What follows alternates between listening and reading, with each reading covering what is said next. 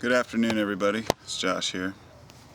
I wanted to make a video to talk about family, how important family is to me, but it's not to go on about kids or, how great families are, but rather the difference between a person who has a family and a person who doesn't. But there are so many different viewpoints about families and kids. Like running into some of those MGTOW people recently which are the men going their own way, which I'd never heard of them before. I ran into a video about them and made a video about them, which I probably shouldn't have. It's none of my business.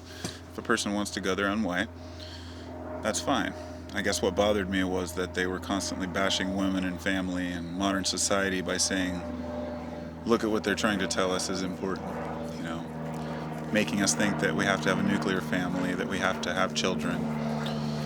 And I can see how this can wear on people, but the reality is that we are here to procreate to an extent. I'm not going to say that that's our sole purpose, but it's something that has to happen to perpetuate our our species. So if well, I'll try to be careful on how I word it, but if angry people don't breed, then they don't raise angry kids. And so a lot of people are too angry to have a relationship, and sometimes that's to the benefit. Unfortunately, that doesn't mean that we're any better off, because everyone's angry to one extent or another. I don't mean just an angry person. There are some pretty violent and angry people in this world, but doesn't mean they don't have kids. It often just means that they don't take care of their kids. But I can understand how a person would maybe not want to have a family because of all the craziness in this world. And, I had thought at a time I didn't want to have any more kids. This is about, 10 years ago. We have one son who's 19. And I wanted to have kids, but my thought was always, I don't want to bring him into this world with all this confusing nonsense and bullshit. But after really thinking it over, I could not find a time in history where there wasn't bullshit and nonsense to deal with. It's just the world we live in, and I think, we have to put the balance out there of children who are raised under roofs where they have love and respect and care. And kids, to me, I think as a father, I have 3 kids, but my youngest 2 are 2 years old and almost 2 and almost 5, and they are handfuls. They're 2 handfuls. But when you have children, it sets a different perspective on how much time has passed in your life. You can't just ignore time anymore. And I think that that's a point that really hits home with people sometimes. Like, oh my God, my kid's already 2. Oh my God, my kid's going to school. Oh my God, my kid's leaving school. And for a parent, it puts a different perspective on life. It motivates you. It motivates you to want to be better and to want to live longer and to want to see your kids grow up. But it also makes you realize when you're wasting time, and you do a lot of deep thinking about what you do with your time, or at least I do. And think, how much time do I spend wasting when I could be doing this or I could be doing that? The old parenting thing, a lot of parents grow up and they say, I should have played with my kids more. But it's that memory of the kids in that state that you're really seeing. You may have played with your children all the time. I'm always playing games with my kids, but it just never feels like it's enough, because you know that one day they're going to be gone. And it sets it puts a mindset that's, it just makes you think, I guess. It makes me think.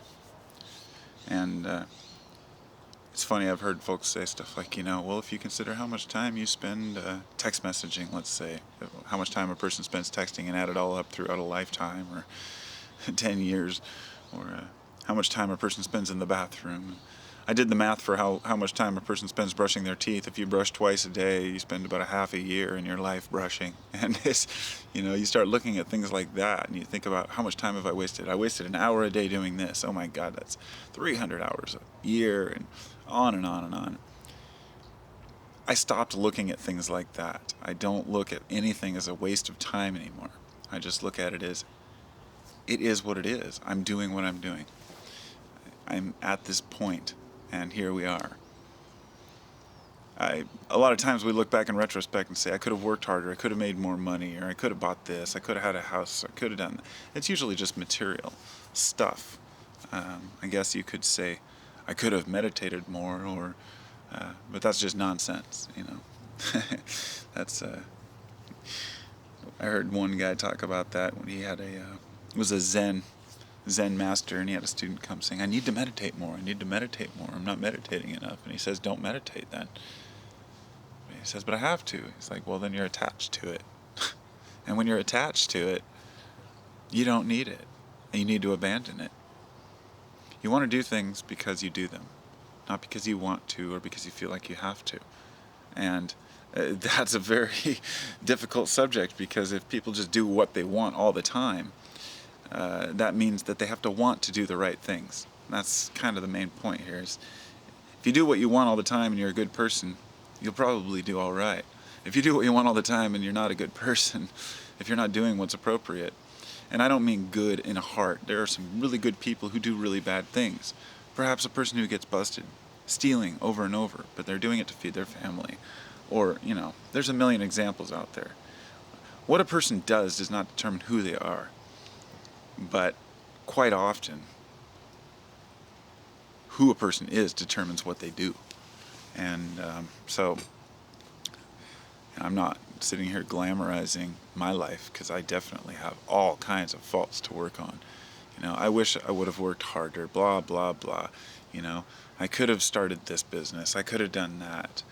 But here I am, right now, with my kids, enjoying this moment. And I feel like society is so wrapped up in the past and so wrapped up in the future that we're completely missing the moment. And there's this entire movement that's arrived out of this called I call it the now movement, which I guess people like Eckhart Tolle would be at the forefront of that. And the reason why that dry, boring ass guy gets so much respect is because his points are valid. But I don't mean that, harshly. I just find his idea of living in the now very mundane and not thought through, because he's going by the experience of his life, you see. And this is what it's all about.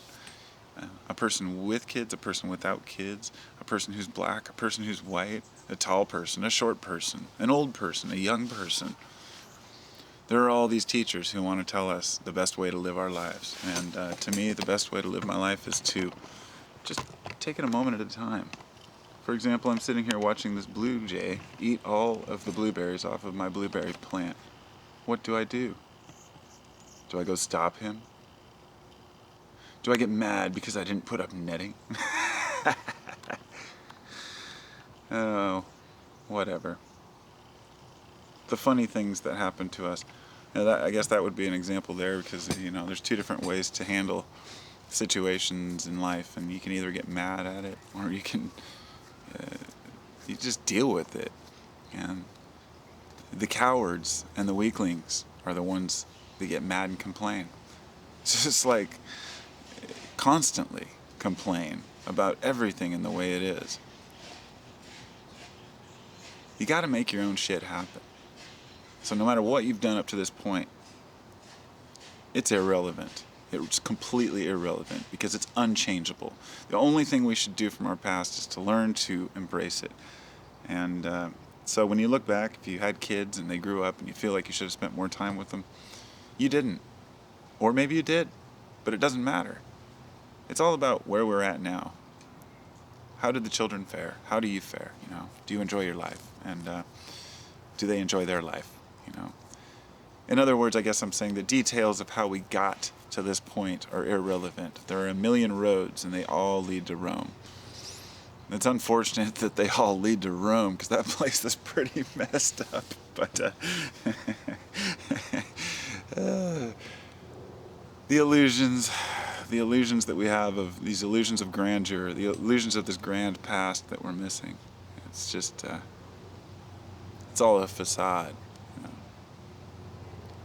And I think that children are the perfect example of how time can just slip through our fingers.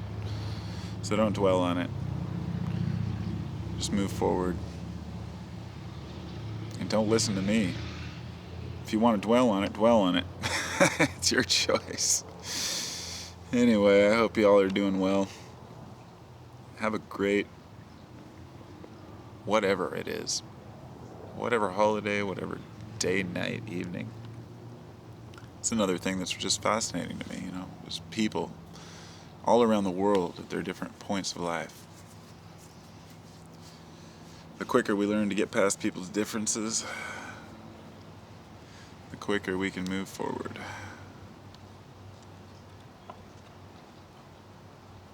Namaste.